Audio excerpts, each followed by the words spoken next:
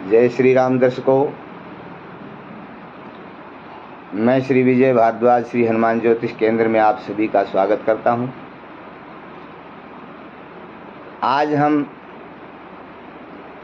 उसी क्रम को आगे बढ़ाते हुए शुक्र ग्रह के बारे में जानेंगे।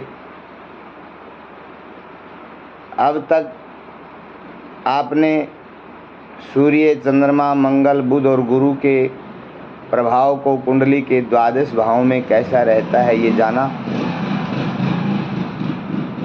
आज हम शुक्र ग्रह के बारे में जानेंगे कि शुक्र कुंडली के द्वादश भावों में कैसा प्रभाव डालते हैं। शुक्र क्या है? शुक्र संसार के जितने भी सुख साधन हैं, धन संपत्ति, ऐश्वर्य, विषय भोग, विलासता, गाड़ी, मकान, बंगला, सुख साधन सब शुक्र से ही देखे जाते हैं। शुक्र धन है क्योंकि शुक्र लक्ष्मी का प्रतीक है। ज्योतिष में शुक्र को स्त्री का कारक माना गया है। चाहे स्त्री हो, चाहे लक्ष्मी, चाहे धन, इनकी चंचल प्रवृत्ति होती है, स्थिरता इनमें नहीं होती। ये कोमल स्वभाव के होते हैं।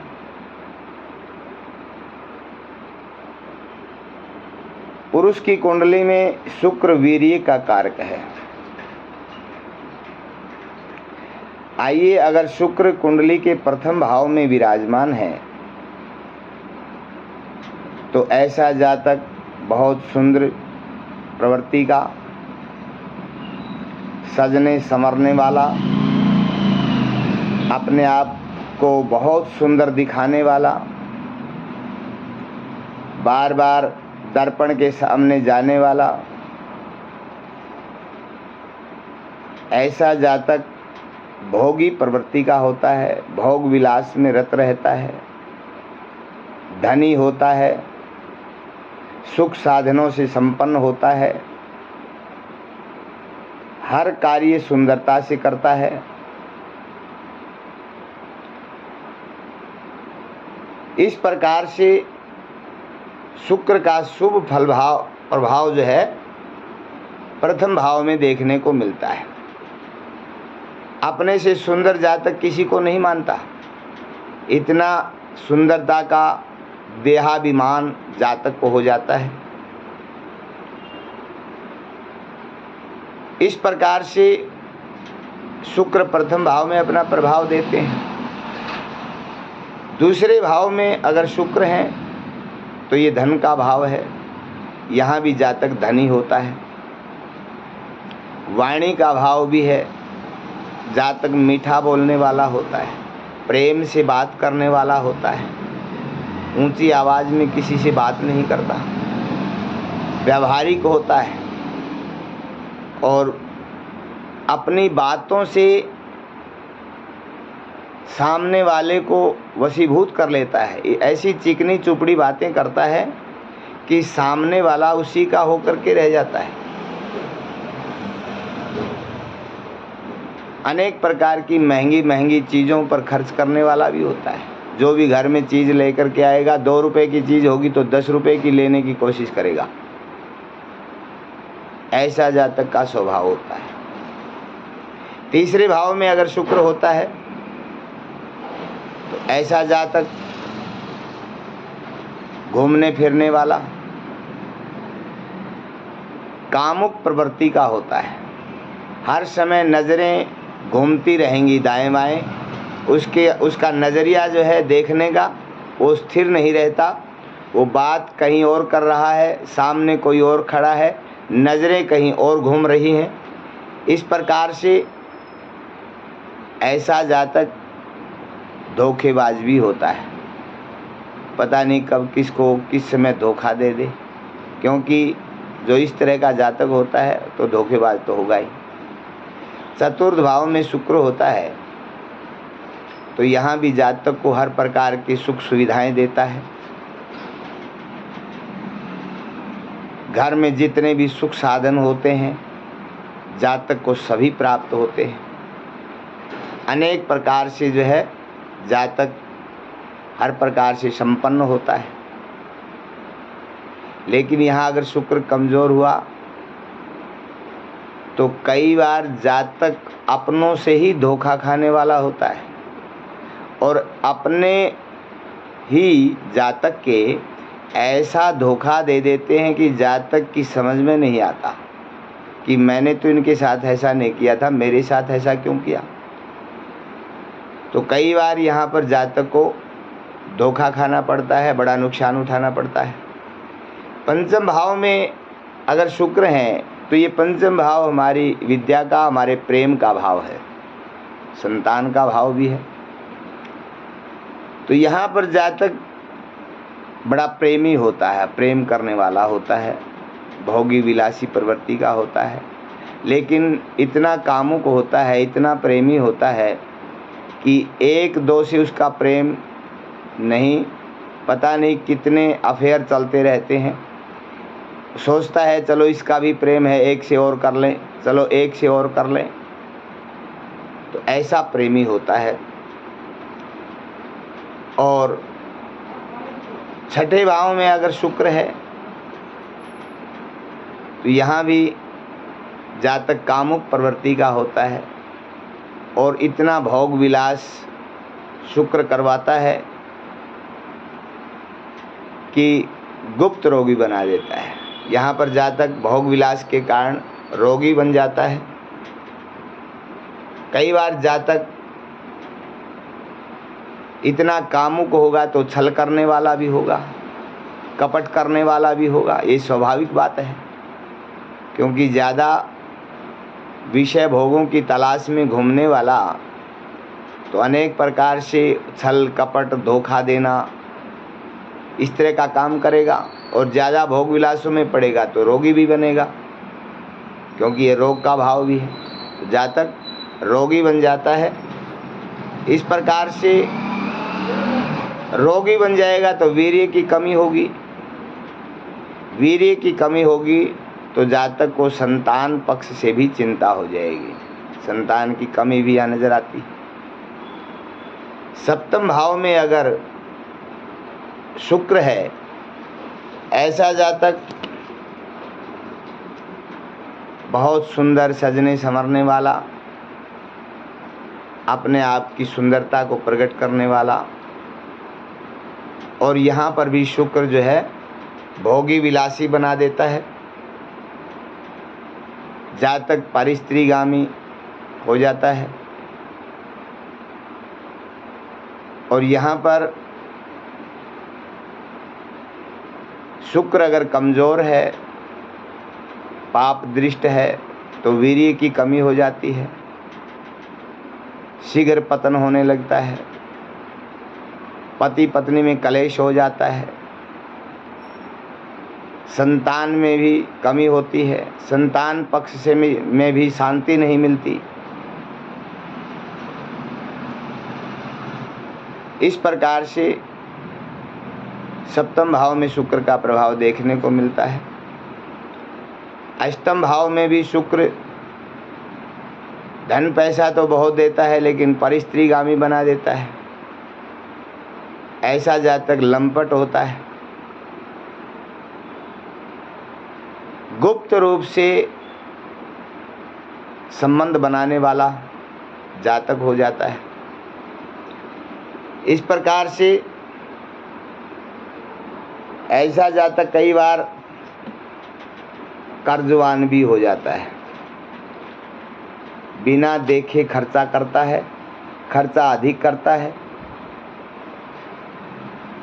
और दूसरों से उसे कर्जा उठाना पड़ता है, फिर वो कर्ज समय पर दे नहीं पाता और जातक कर्जे के नीचे दबता चला जाता है। नवम भाव में अगर शुक्र है तो यहाँ भी शुक्र का अच्छा प्रभाव देखने में मिलता है, लेकिन शुक्र चंचल प्रवृत्ति का है। यहाँ पर शुक्र होने से जातक अपनों का ही विरोधी हो जाता है, चाहे माता पिता, घर परिवार वाले, भाईचारा, कुटुंब, उनका विरोधी हो जाता है। क्यों? क्योंकि यहाँ भी शुक्र जातक को लंपट बना देता है, और ऐसा लंपट बना देता है कि जातक अपने से बड़ी उम्र वाली स्त्री के साथ भी संपर्क बना लेता है। जब ऐसा कामुक जातक होता है तो स्वाभाविक बात है परिवार में ऐसे जातक की नहीं बनती, और परिवार वालों का भी विरोधी हो जाता है। 10वें भाव में शुक्र होते हैं तो यहाँ पर जातक अच्छी नौकरी करने वाला, अच्छा बिजनेस करने वाला, खूब पैसा कमाने वाला, अनेक प्रकार के सुख साधनों से संपन्न जातक होता है।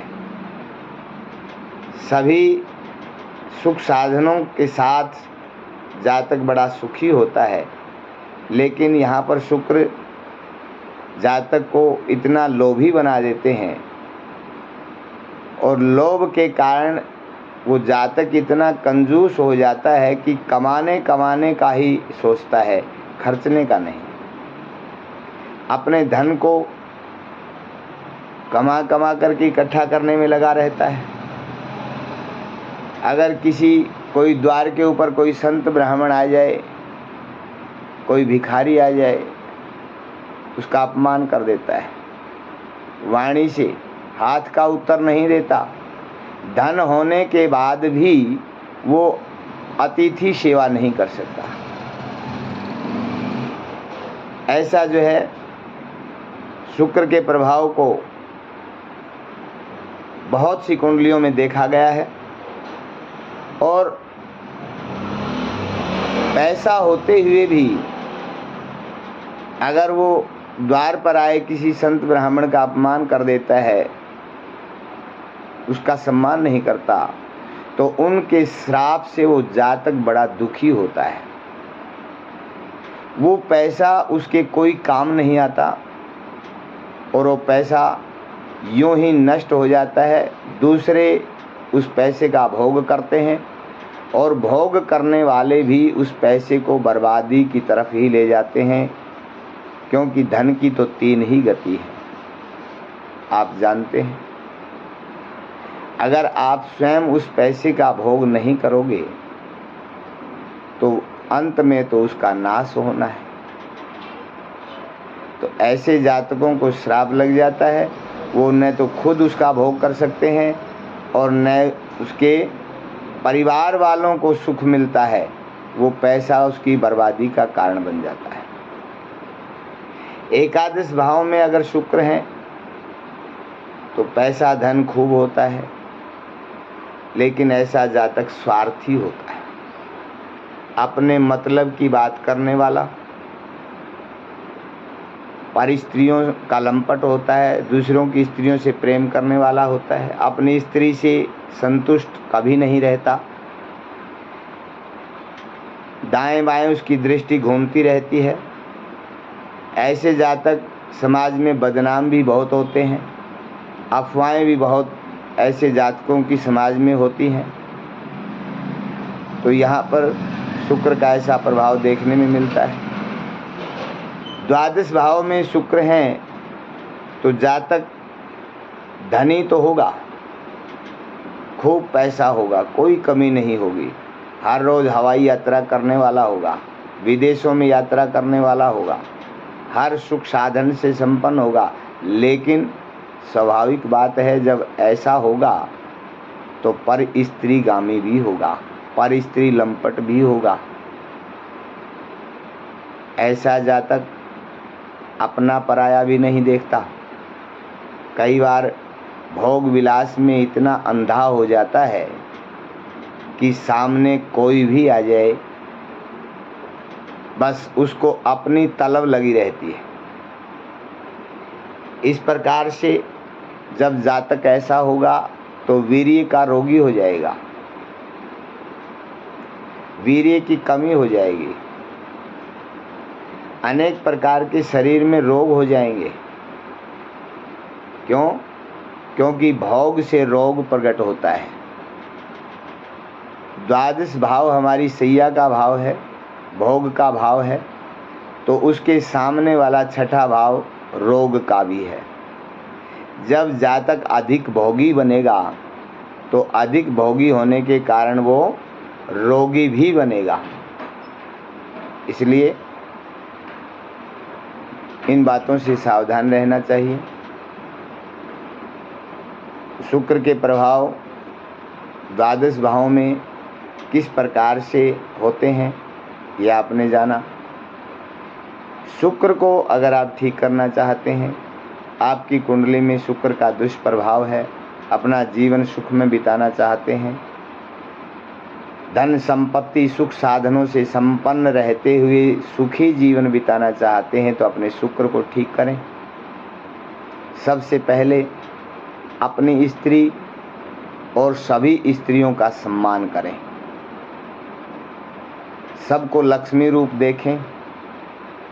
अपनी स्त्री का खूब सम्मान करो, उसको इज्जत दो। पराई जितनी भी सांसारिक स्त्रियां हैं, छोटी पुत्री के समान, बराबर वाली बहन के समान, बड़ी माता के समान मान करके उनका सम्मान करो। लक्ष्मी स्तोत्र का पाठ करो, कनकधारा स्तोत्र का पाठ करो, श्री सूक्त का पाठ करो। शुक्रवार को श्री सूक्त के पाठ से हवन करो। इस प्रकार से शुक्रवार को लक्ष्मी के मंत्रों से या श्री सूक्त के मंत्रों से अगर आप हवन करेंगे, या अगर गुल्लर की लकड़ी आपको मिल जाए तो बहुत सुंदर उपाय है, अचूक उपाय है। 108 आहुति गुल्लर की लकड़ी के साथ ओम श्रीम श्रीयै नमः बोल करके आप हवन करें तो जीवन में किसी भी प्रकार की धन की तरफ से कमी नहीं रहेगी। ये अचूक उपाय है। इस प्रकार ये उपाय करके आप अपने शुक्र को बलवान करें, अपनी दिनचर्या को ठीक रखें, शुद्ध सात्विक रहें, अपनी मानसिकता को शुद्ध सात्विक रखें, इससे शुक्र बलवान होता है। देसी गाय के दूध से स्नान करने से भी शुक्र बलवान होता है। नित्य प्रति स्नान के पात्र में थोड़ा दूध डाल करके जल भर करके उससे स्नान करना शुरू करें, उससे भी शुक्र बलवान होगा। तो ये आप उपाय आप करके अपने शुक्र को ठीक करें। अधिक जानकारी के लिए आप हमारे से संपर्क बनाएं। आपकी हर समस्या का समाधान संतुष्टिपूर्ण किया जाएगा। आइए इसी तरह हमारे साथ बने रहिए। हमारे चैनल को सब्सक्राइब करें, बेल आइकन को दबाएं ताकि हर वीडियो आप तक सबसे पहले पहुंचे और आपको घर बैठे बिठाए आपकी हर समस्या का समाधान मिल जाए। अपने दोस्तों के साथ हमारी वीडियो को शेयर करें, लाइक करें, कमेंट में अपने विचारों को भी रखें कि हमारी वीडियो आपको कैसी लगी, ताकि हम अच्छे तरीके से आपको और सुंदर ढंग से ज्योतिष के बारे में समझा सकें। आगे हम हर ग्रह के बारे में विस्तार से जानेंगे और किस भाव में किस प्रकार से कोई ग्रह बैठा है, उसका कैसा प्रभाव होता है और उसके कैसे उपाय होते हैं, किस उपाय से किस ग्रह को शीघ्र शुभ फलदायी बनाया जा सकता है। ये हम सभी बातें आपसे करते रहेंगे। अब हम आपसे अगले वीडियो में मिलते हैं। तब तक के लिए जय श्री राम, जय श्री बालाजी।